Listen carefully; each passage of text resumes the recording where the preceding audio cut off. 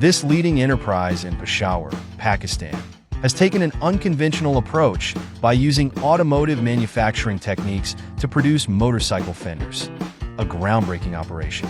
So, how have they applied the precision of automotive processes to motorcycles?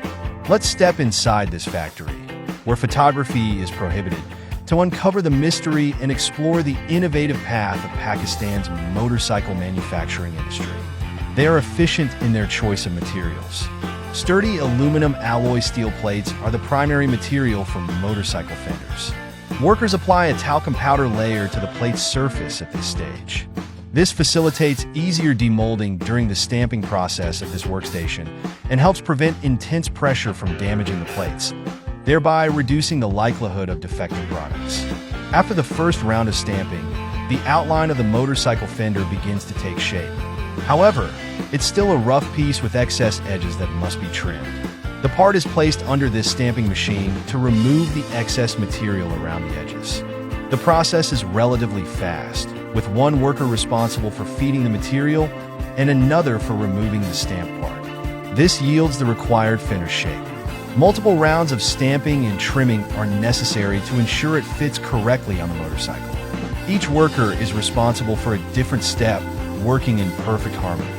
They've designed this workstation as an assembly line, allowing seamless transitions between each stamping and trimming process, reducing the time and distance for material handling, and improving overall production efficiency.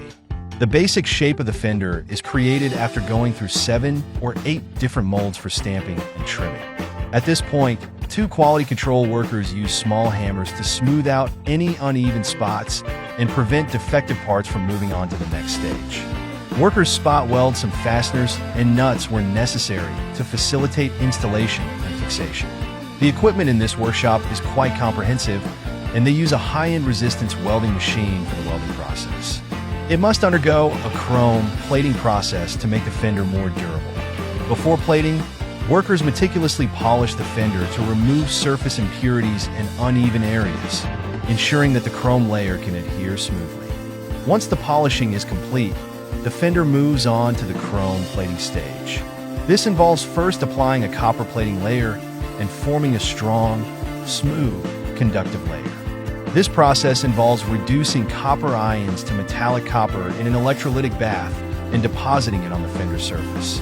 Afterward, nickel plating is applied to create a smoother, more muscular layer with corrosion resistance and wear protection.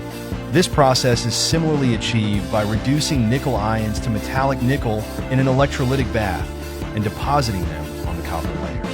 Finally, chrome plating is applied, forming a high-gloss, corrosion-resistant, and wear-resistant chromium layer.